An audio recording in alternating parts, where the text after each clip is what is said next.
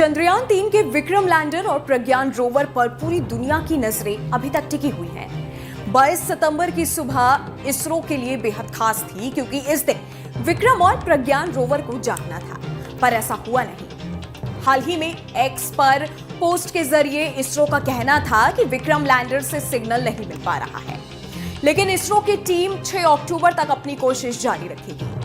लेकिन जैसे जैसे दिन बीतता जा रहा है, चंद्रयान-3 के नींद से जागने की उम्मीद भी धुंधली होती जा रही है। भारतीय अंतरिक्ष अनुसंधान संस्थान यानी कि इसरो के वैज्ञानिक लगातार विक्रम लैंडर और प्रज्ञान रोवर से कनेक्ट करने में लगे हुए हैं। प्रज्ञान रोवर की ओर से अब तक कोई सिग्नल नहीं मिल पाया है। खबरों के मुताबिक इसरो के चीफ एस सोमनाथ का कहना है कि वो संतुष्ट है। उनका कहना है कि अगर प्रज्ञान अब नहीं जागता तो भी ठीक है। भारत ने 23 अगस्त की शाम को चंद्रमा के दक्षिणी ध्रुव पर सफल लैंडिंग की थी। इसी के साथ भारत वहां उतरने वाला पहला देश और चांद पर कदम रखने वाला चौथा देश बना। प्रज्ञान रोवर ने चांद के दक्षिणी ध्रुव पर खूब चहलकदमी की और काफी डेटा भेजे। फिर चांद पर रात होने की वजह से विक्रम लैंडर और प्रज्ञान रोवर को स्लीप मोड में डाल दिया गया। 2 हफ्ते बाद दिन हुआ, मगर दोनों की नींद नहीं खुली। फिर भी इसरो चीफ सोमनाथ भारत के चंद्र मिशन को सफलता के साथ पूरा करने के एहसास से संतुष्ट हैं। खबरों के मुताबिक इसरो चीफ का कहना है कि अगर ये नहीं जागा तो कोई बात नहीं, क्योंकि रोवर ने वही किया है जो उससे करने की उम्मीद की गई थी। चंद्रयान-3 का लैंडर और रोवर भले ही अभी तक सिग्नल नहीं दे पा रहे हों, लेकिन इसरो के चीफ का आत्मविश्वास बरकरार है।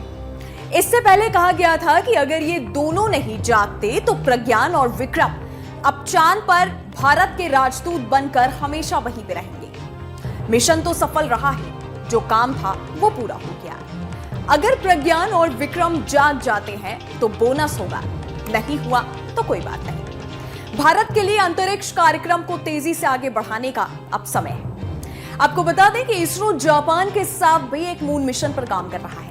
इस प्रोजेक्ट का नाम लूनार पोलर एक्सप्लोरेशन यानी कि LUPEX रखा गया है। इस प्रोजेक्ट के जरिए दोनों देश चंद्रमा की सतह पर पानी और दूसरे रिसोर्सेज का पता लगाएंगे। प्रोजेक्ट की खास बात यह है कि जापानी स्पेस एजेंसी इस मिशन के लिए रोवर तैयार कर रही है, जबकि इसरो को लैंडर तैयार करने की जिम्मेदारी मिली है। एक और सबसे जरूरी बात जो है कि इस प्रोजेक्ट में अमेरिकी स्पेस एजेंसी यानी कि नासा और यूरोपियन स्पेस एजेंसी यानी कि ESA भी शामिल है। दोनों प्रोजेक्ट के लिए ऑब्जर्वेशन इंस्ट्रूमेंट तैयार कर रहे हैं। खैर, अब आने वाले दिनों में चंद्रयान-3 जागता है या नहीं, ये तो वक्त ही बताएगा।